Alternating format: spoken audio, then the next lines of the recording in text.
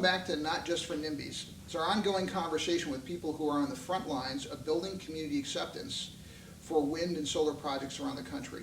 And with me today is Adam Renz, a friend of ours and is the manager of business development for Pattern Energy, which has developed and placed into operation over 5 gigawatts of renewable energy spanning a range of technologies in North America and Japan. Adam, welcome. Thank you for having me. You quit your job tomorrow and you consult the CEOs who are developing projects and they say, well, Adam, tell me why I should put up with the messiness, the noise, and the expense of social media.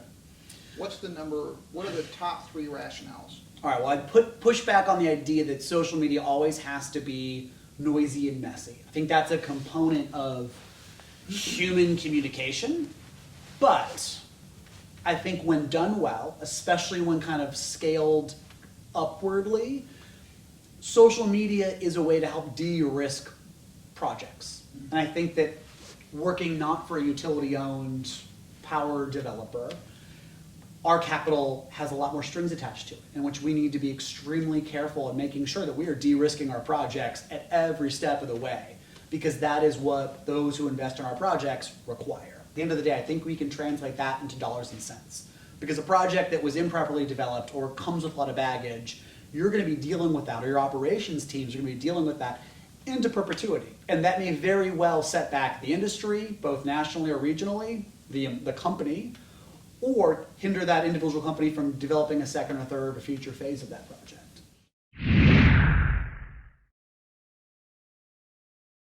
Another thing we've heard from other study participants is that there's a growing professionalization of a core group of NIMBY organizers that are paid by, we don't know who yet, Sure. we have our suspicions, Yep.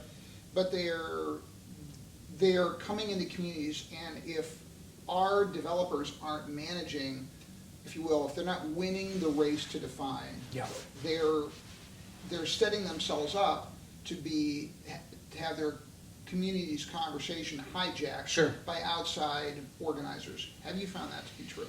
Yeah, and I would say that especially it's dangerous. So everything you said is 100% true. I think it's especially dangerous when you get into a county commission meeting or some local government meeting, when you may have a commissioner or a local leader who is either not a great meeting runner or potentially could be sympathetic to what is being said, and then gives that mouthpiece more of a milk box to stand on.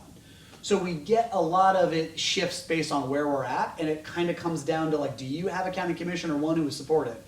Even if they are, they may not be a great meeting organizer, and they may let someone just run over their 2-minute window and just, berate a wind developer or a solar developer. Or you may have it be, a bit of a planned ambush. I mean, regardless, it happens, the effect is the same. If you had to give advice to the industry writ large on how it should raise its game, what are some keys of success that Pattern has found in deploying social media to build community acceptance? I think that budgeting appropriately for this is not icing on the cake. This is, to keep the icing comparison, this is the piece that's holding the layers of the cake, the project, together. If you treat this as marketing, if you treat this as PR, you're probably not going to see much success. If you see this as a component of informing your neighbors and your landowners and your local officials and your state and federal officials, I think that is when social media actually works for you. But it's something that can't be done overnight. I mean, just like putting a report together and a study together, it takes time and it takes a lot of outside work and research. I think building a program, you need to have reasonable expectations of what year 1 and beyond look like, and they need to be funded. And management at companies need to be aware, and at the industry writ large, at like big organizations, need to fund for multi-year kind of forays into social.